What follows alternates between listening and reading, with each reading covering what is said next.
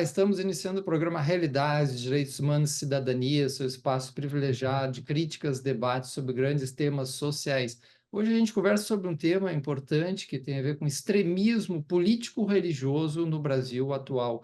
E para isso nós convidamos João César Castro Rocha, que é professor titular de literatura comparada da UERJ, a Universidade Estadual do Rio de Janeiro, uma importante instituição de pesquisa e universidade do país. Seja bem-vindo, professor. Também ele é autor do livro que nós vamos falar um pouco durante o programa, que é o livro que se chama Bolsonarismo, entre outras obras, né? Bolsonarismo, da guerra cultural ao terrorismo doméstico, retórica do ódio e dissonância cognitiva coletiva.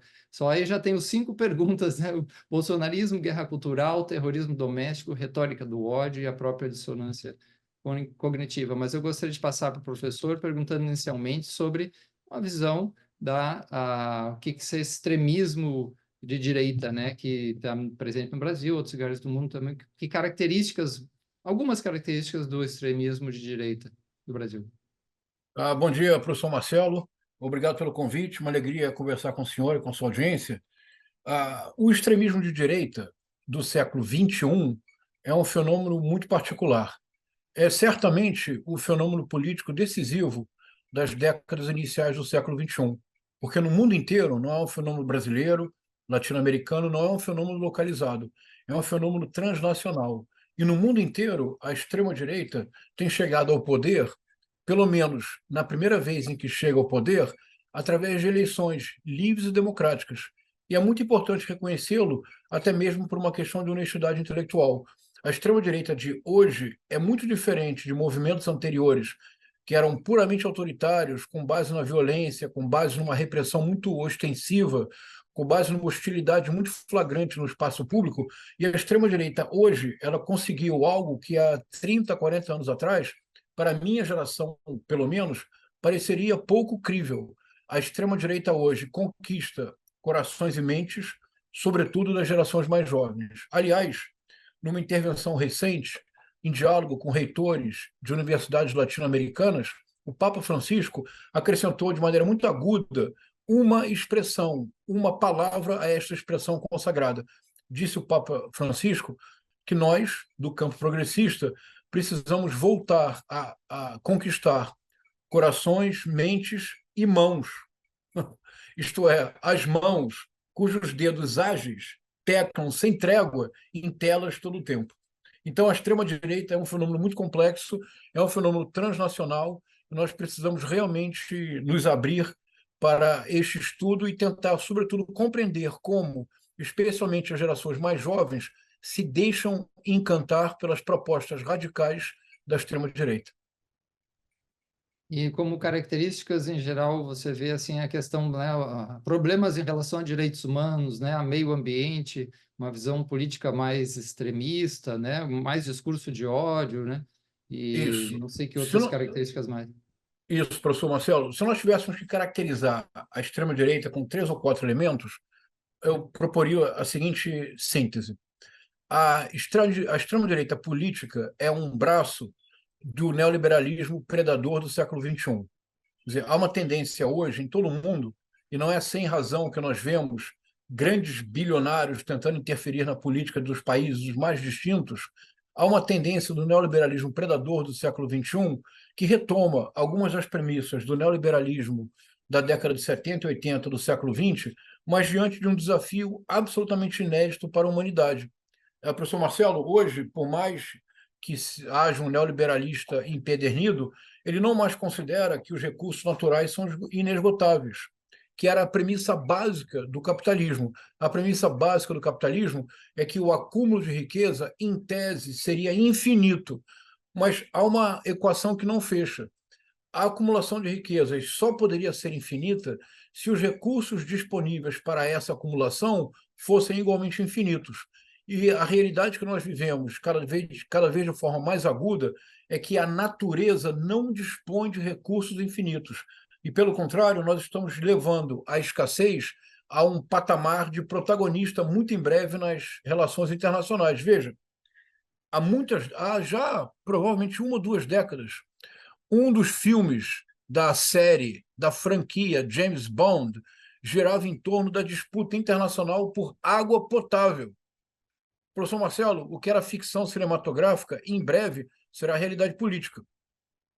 Então, esse neoliberalismo predador que enfrenta esse desafio do caráter finito dos recursos minerais, dos recursos naturais, esse neoliberalismo predador radicaliza ao máximo o projeto autoritário que tem como face mais visível a extrema-direita e o seu avanço.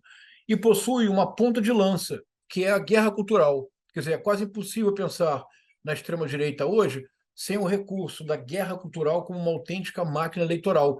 E possui uma linguagem que é empregada em todo o mundo.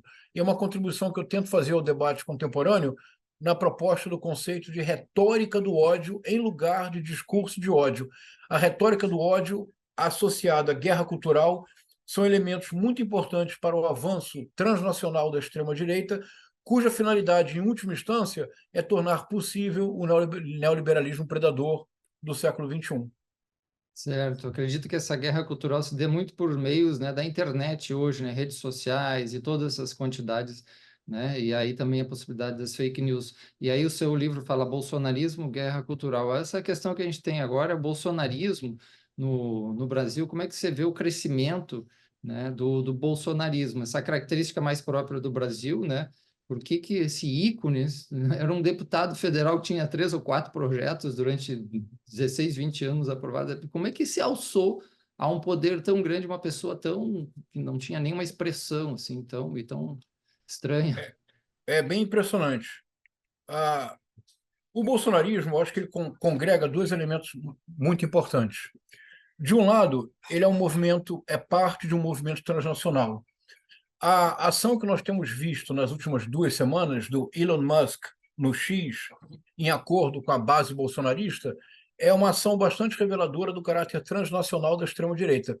Nós não estamos enfrentando o Bolsonaro ou o bolsonarismo. Nós estamos enfrentando a extrema-direita transnacional.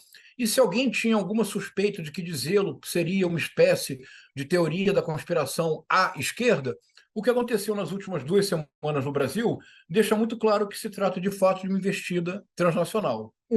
Dois, há características muito brasileiras que ajudam a compreender o avanço e o enraizamento do bolsonarismo. Porque, de novo, sempre primando pela honestidade intelectual, em 2018, o Jair Messias Bolsonaro, e como o senhor mesmo disse, um deputado medíocre.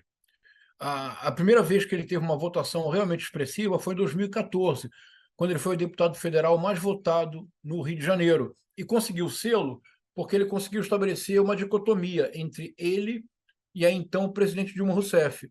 Ele, ex-capitão, ela, ex-guerrilheiro.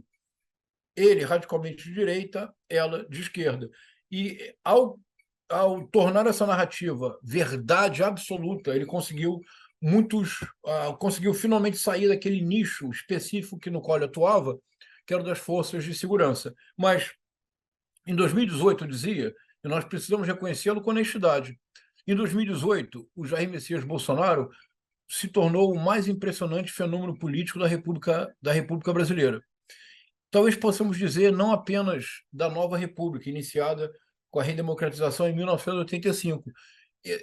É difícil imaginar uma comparação, em parte pelo alcance das redes sociais. O que eu quero dizer é que em 2018, o Jair Messias Bolsonaro obteve, no segundo turno, praticamente 58 milhões de votos, e ele elegeu um sem número de anônimos, deputados estaduais, deputados federais, inclusive governadores e senadores.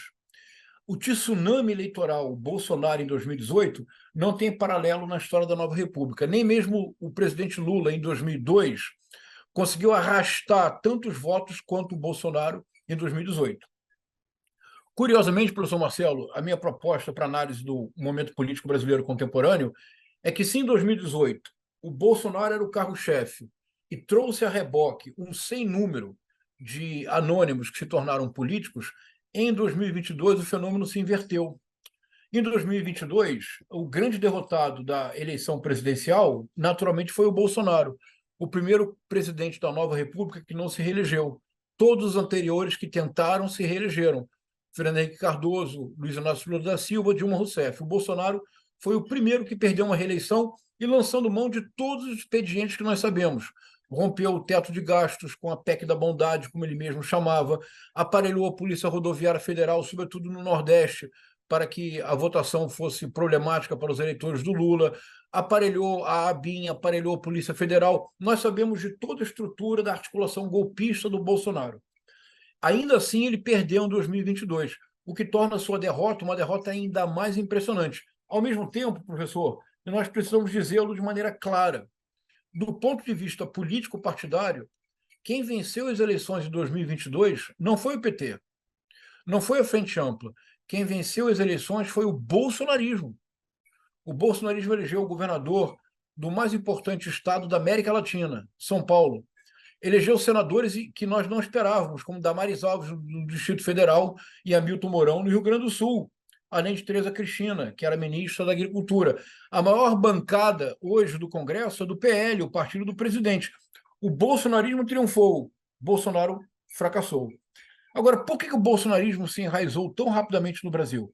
Vou citar 2 pontos apenas, para não me alongar muito. Em primeiro lugar, uma memória mal resolvida da ditadura militar brasileira. O bolsonarismo, em boa medida, só é possível porque o bolsonarismo se apoia no fato concreto de que nunca houve no Brasil, de fato, uma Comissão Nacional da Verdade similar ou comparável ao que houve na África do Sul, na Argentina ou no Chile. A experiência da Comissão Nacional da Verdade da África do Sul foi uma experiência muito revolucionária. Na África do Sul, não havia penalização dos torturadores, dos que estiveram no poder, mas era necessário, era um passo indispensável que se sentassem um diante do outro, torturado e torturador, e que falassem a verdade, que se comprometessem a falar a verdade. Somente a verdade era capaz de, talvez, curar as feridas e unir a nação, nesse gesto tão visionário do Nelson Mandela. Mas a verdade, o torturador precisava dizer: torturei sim, porque eu acreditava em A, B ou C, ou porque 1, 2 ou 3 me mandaram. E o torturado tinha que dizer exatamente o que ele sentiu. Era uma relação inédita de confronto de verdade. Na Argentina e no Chile, o modelo foi o modelo mais tradicional: investigação dos crimes, responsabilização penal dos criminosos quando evidências forem encontradas. Assim, por exemplo, o ditador Jorge Videla morreu na prisão. No Chile, ano passado, depois de 50 anos, professor, do assassinato brutal do Víctor Jara, esse excepcional cantautor latino-americano que foi preso no primeiro dia do golpe, no 11 de setembro. Ele foi preso, foi levado para o Estádio Nacional, teve teve os dedos todos quebrados, porque ele era conhecido como guitarrista, violonista e como cantor, e foi brutalmente assassinado sob tortura no Estádio Nacional. 50 anos depois, finalmente evidências foram encontradas, os culpados estão na prisão. Então, 2 modelos. O da África do Sul, não há penalização, mas há um compromisso com a verdade. Absoluto compromisso ético com a verdade. Argentina, Chile e outros lugares. Investigação criteriosa, quando há condenação, responsabilização penal. O Brasil não teve nada disso. A Comissão Nacional da Verdade no Brasil, ela não tinha esse compromisso ético com a verdade, mas ela não tinha capacidade penal. Ela não podia responsabilizar penalmente aquelas pessoas, mesmo os que diziam: eu torturei, e houve alguns que reconheceram. Isso, em boa medida, porque a memória mal resolvida da ditadura militar ainda hoje é um problema no Brasil. Ainda hoje, 2024, os militares fazem chantagem na República Brasileira. Isso é um problema sério do Brasil, de um lado. Do outro lado, a formação social brasileira, e o senhor está falando de Pernambuco, ou seja, o senhor está falando dos primórdios disso que nós chamamos Brasil. A formação social brasileira, na sua Casa Grande e Senzala, em seus sobrados e mucambos, ou para recordar os versos de João Cabral de Melo Neto, o homem das palafitas, a formação social brasileira é uma formação profundamente desigual, profundamente hierárquica, profundamente autoritária e profundamente injusta. Então, nesse caldo de cultura, o bolsonarismo permitiu o retorno do recalcado. Aquilo que há 20 anos atrás as pessoas não teriam coragem de dizer, professor Marcelo, hoje as pessoas o dizem nas redes sociais. o que há 20, 30 anos atrás nós havíamos chegado a um pacto civilizatório mínimo de que determinadas práticas não seriam aceitáveis. Hoje as pessoas realizam as práticas e se orgulham de fazê-lo e são eleitas. Como, por exemplo, no Rio de Janeiro foi eleito o deputado Daniel Silveira, o homem que durante a campanha eleitoral arrancou uma placa com o nome Marielle Franco e rasgou a placa. E teve uma expressiva votação por uma parte reacionária do eleitorado fluminense. Então, o enraizamento do bolsonarismo é um movimento transnacional, mas no Brasil, por que tanta capilaridade, por que tanta radicalidade? Porque, veja, no século XXI inteiro, não houve nenhum lugar do mundo em que 60 mil pessoas diante de quartéis, entre 40 e 50 mil pessoas diante de quartéis durante 2 meses pediram volta da ditadura. Então, a memória mal resolvida da ditadura e a formação social brasileira ajuda a compreender esse enraizamento do bolsonarismo. Certo. É muito bom a sua explanação, muito profunda mesmo. Temos que fazer um intervalo, um breve intervalo. Já voltamos a conversar com o professor João César Castro Rocha, professor titular da Estadual do Rio de Janeiro, nesse tema do extremismo político no Brasil. Voltamos já já.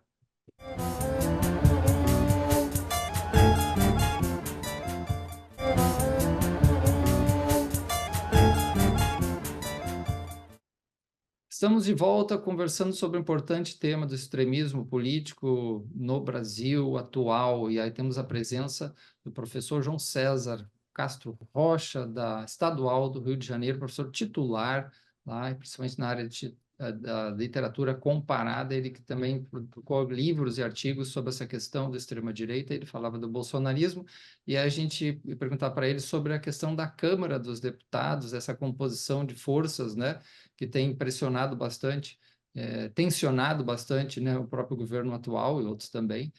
Como é que ele vê essa criação tão rápida de um grupo tão imenso? Que grupos são esses na Câmara dos Deputados, a Câmara Federal, que representam, que seria, não é a direita propriamente, mas a extrema-direita, que é esse problema? Vamos lá, essa questão talvez seja o verdadeiro nó-górdio hoje da governabilidade no Brasil. Já o é há muito tempo. Então, tentemos ver uma perspectiva histórica de longo prazo e numa perspectiva histórica relacionada ao governo Bolsonaro. Numa perspectiva histórica de longo prazo, eu recomendo muito o livro de um urbanista chamado Roberto Andrés, que lançou um livro realmente notável, A Razão dos Centavos, em que ele faz uma análise das manifestações de 2013. E, professor Marcelo, ele faz algo que a mim me impressionou muito, porque as manifestações de 2013 ainda são hoje um enigma. Há algumas análises muito interessantes, mas nós ainda temos muitas dúvidas sobre as manifestações e os seus desdobramentos. O que faz o Roberto Andrés é que ele situa essas manifestações no plano da longa duração da história brasileira. E ele mostra que desde o segundo reinado, desde a década de 70 e 80 do século XIX, há no Brasil, a cada 20, 25 anos, no máximo 30 anos, uma grande revolta com grande violência relacionada ao transporte público. E ele vai mostrando, 1880, 1910, porque o transporte público no Brasil é, na verdade, o local onde a desigualdade mais se expressa. Boa parte dos trabalhadores e das trabalhadoras do Brasil passam todos os dias, de segunda a sexta-feira, de 3 a 4 horas em transportes indignos, com serviço ineficiente, transportes muito caros, os ônibus sempre lotados, as conduções públicas sempre muito precárias. Ao momento em que a revolta explode. 2013, neste sentido, não é tão diferente dessa história onde a desigualdade mais se expressa. Dentro desse momento, ele mostra que houve algumas tentativas de criar um projeto que seria muito revolucionário. E eu tenho defendido esse projeto a partir da proposta do Roberto Andrés, que é transporte público no Brasil, tarifa zero. Todas as vezes em que essa possibilidade vai adiante, há sempre um lobby que impede que siga. E aí ele reconstrói algo muito importante. Quando é que surge o centrão na política brasileira? Esse fantasma que não tem face, mas que tem muitas mãos. Porque o centrão pode não ter um rosto definido, mas mãos é o que não falta para o centrão. Surgiu, professor Marcelo, na Constituinte.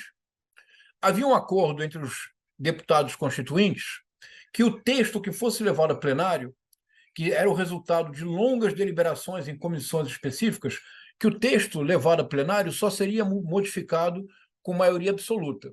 o que é uma dificuldade. O texto que teria ido a plenário era muito mais progressista do que o texto que foi. E o texto que foi, a Constituição de 88, ela já é muito progressista, mas o texto que se desejava era ainda mais radical na conquista de direitos para a população. O que ocorreu?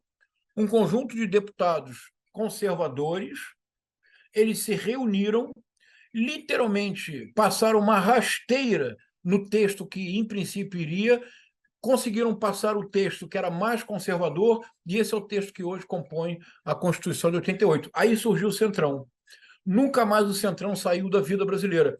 E um problema sério do Brasil, que muitos cientistas políticos têm trabalhado. O Sérgio Abranches cunhou a importantíssima expressão presidencialismo de coalizão, em que o poder do presidente é mitigado pela força do legislativo e, sobretudo, pelo fato de que é quase impossível ou muito difícil você ter maioria na bancada no Congresso, porque se são mais de 30 partidos. É tudo muito fragmentado. Há uma multiplicidade de possibilidades sempre quando há qualquer votação. É muito difícil para um governo, no Brasil, governo no executivo, ter uma base sólida no Congresso de modo a poder aprovar projetos sem os eternos contratempos. Então, razão estrutural, razão conjuntural. Isso eu fico feliz de poder falar sobre isso, professor, porque isso é muito pouco discutido no Brasil. Vamos lá. A pergunta básica é: de onde vem o poder do Arthur Lira? Essa é a pergunta. Eu proponho uma resposta. O poder do Arthur Lira implica uma hipertrofia do legislativo, que só foi possível porque, paradoxalmente, o governo Bolsonaro produziu uma atrofia do executivo. Como assim? Porque, em princípio, tudo que o Bolsonaro desejava era ser o dono da caneta, era gritar mais alto, era dar soco na mesa, era essa imagem autoritária. Como assim uma atrofia do executivo? Veja, o executivo no governo Bolsonaro possui os piores índices de execução orçamentária. Para que a nossa audiência entenda, o orçamento na República Brasileira, o orçamento do ano 2023, ele precisa ser votado pelo Congresso no ano anterior, 2022. E ele tem como base uma projeção da arrecadação. A razão pela qual sempre há contingenciamento é porque nunca se arrecada tudo aquilo que você imagina. Então é preciso contingenciar, é preciso retirar as verbas atribuídas a determinados ministérios. É normal que isso aconteça. Mas, uma vez que o orçamento foi aprovado, uma vez que a arrecadação foi feita, isso não quer dizer que o dinheiro exista, entre aspas. Qualquer centavo gasto pelo serviço público brasileiro exige elaboração de projeto, que tem que ser aprovado pelo Tribunal de Contas da União ou do Estado. Uma vez que o projeto é aprovado, é preciso fazer uma licitação, que tem que ser aprovada pelo setor jurídico. A licitação sendo aprovada, ela é tornada pública. Uma vez tornada pública, é preciso um prazo para que haja dela conhecimento e para que haja propostas. Uma vez decidida a licitação, de novo o Tribunal de Contas da União precisa averiguar se tudo foi feito corretamente. Só depois o serviço público pode fazer uma nota de empenho, isto é, ele empenha-se a pagar por aquele serviço. Ou seja, professor Marcelo, gastar 1 centavo no serviço público é um dilema, exige muito trabalho. O governo Bolsonaro, que não trabalhou, só pensava na articulação golpista, o governo Bolsonaro tem os piores índices de execução orçamentária. Isto é, o dinheiro ficava parado, porque eles não faziam projetos, não se submetiam a essa liturgia para gasto do dinheiro público. O que aconteceu? Paralisia do governo. Solução: o general Luiz Fernando Silva Ramos, que era ministro-chefe da Casa Civil, inventou o orçamento secreto. Quando se lê o ofício que inventa o orçamento secreto, tudo está claro. Eles dizem: isto é para descentralizar os gastos, porque os pequenos municípios ficam fora do radar. Nada. Simplesmente o dinheiro que o executivo não gastava porque não trabalhava, atrofia do executivo, foi transferido para o legislativo. Porque no legislativo existe uma cláusula das emendas parlamentares. Todo deputado federal brasileiro, toda deputada federal brasileira, tem à disposição uma certa quantia que eles podem usar sem precisar de aprovação. Isso não tem nada de corrupção, isso acontece no mundo inteiro. Então, por exemplo, um deputado federal de Pernambuco, se a Universidade Federal de Pernambuco ou a Universidade Católica de Pernambuco, eles podem dar 2 milhões, 1 milhão para um laboratório, para uma reforma, eles podem fazê-lo. Como existe a emenda parlamentar que permite que o dinheiro seja gasto sem todos aqueles protocolos do Executivo, o Luiz Fernando Silva Ramos passou para o Legislativo o dinheiro. O Arthur Lira, pela primeira vez na história do Parlamento brasileiro, viu-se como responsável não por emendas de 2, 3 milhões de reais, ele viu-se responsável por dezenas de bilhões de reais. Daí o poder do Arthur Lira. Daí o Arthur Lira agora está criando problema, porque ele quer voltar ao patamar anterior. Professor Marcelo, havia, durante o governo Bolsonaro, na Câmara dos Deputados, uma sala que as pessoas, os deputados, jocosamente chamavam de Banco do Lira. Você entrava nessa sala e você saía se me permite a ironia, com um voucher de dezenas de milhões de reais, como, por exemplo, os kits robóticas para o interior de Alagoas. Então, a hipertrofia do executivo, que só pensava na articulação golpista e por isso não trabalhava nesse sentido mais cotidiano comezinho, preparar projeto, aprovar licitação, passar o projeto no Tribunal de Contas da União, isso leva tempo, muito tempo, é muito trabalho, tem questões técnicas mínimas. Se você diz uma palavra de maneira equivocada, o projeto volta. Tem que ter técnicos para fazer essa licitação.